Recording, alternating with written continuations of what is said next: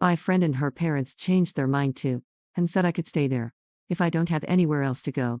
After the 30 days. I just have to buy my ticket. Update 3. Wow. So it's been nearly 3 years since I posted. Desperate for help.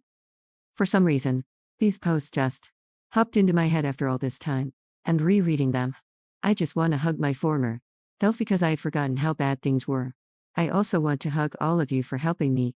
I wrote down the advice you gave me and I used it. I really did, so here goes the last update to this saga. And it's a happy one. The shelter that I stayed in was very nice and brand new. The staff told me how cramped the other one was, so I'm very lucky that I arrived when I did. After the first day, my nerves relaxed and I could just breathe. There were about 7 other women there, and we each had our room with a nice bathroom. I was the youngest there, and the other women gave me advice about life, and they even did my makeup for interviews. We each took turns cooking per the rules, and we developed a nice rapport.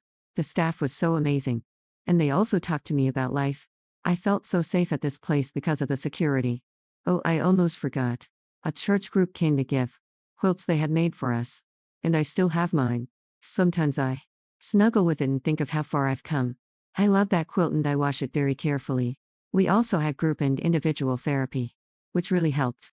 I know every domestic violence shelter experience as it like this. But please don't be afraid to just leave when things get bad. Family abuse counts as domestic violence. I was able to find a job that paid more than the movie theater offered when I told them that I didn't plan on going back to school in the future. Yes, it was a lie, but there was no way I could afford rent by working at a movie theater.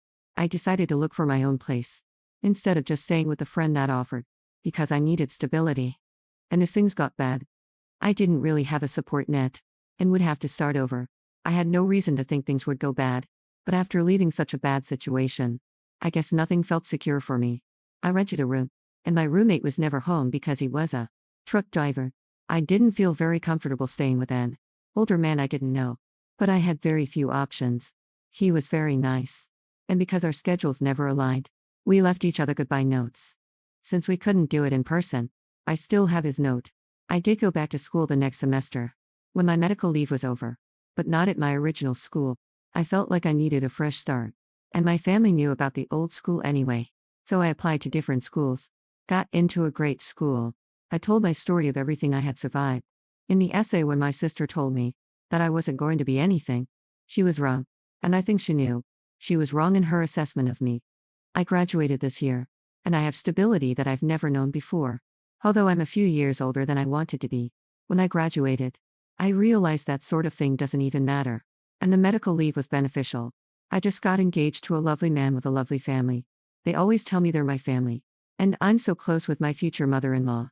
I had food poisoning for the first time a few days ago, and my fiancé left the house at 2 a.m. to get Pedialyte just to make sure I was hydrated. When I felt like I was never leaving the bathroom, he told me he was going to make lentil soup for me. I didn't have to ask or even say anything. When I was kid and vomiting, my mom told me to go back to sleep. It feels nice to be treated this way. And sometimes I catch myself saying, you don't have to, when he tries to do something nice to me. Anyway, he has 6 siblings, and they're like the siblings I never had. I learned to value myself and put myself first. I wasn't loved, and so I do things for myself that I didn't get. No one made me feel special, so I do it myself. I make it a point to buy flowers for myself weekly. A therapist recommended this to me, and it makes a difference. No one cared that I was sick, so I make sure that I rest and relax, without disruptions when I'm sick.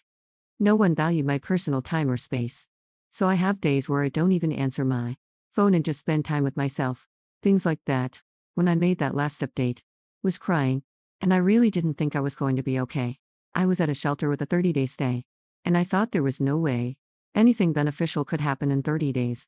I was very depressed and hopeless, and I had no idea things would have gone in such a positive direction.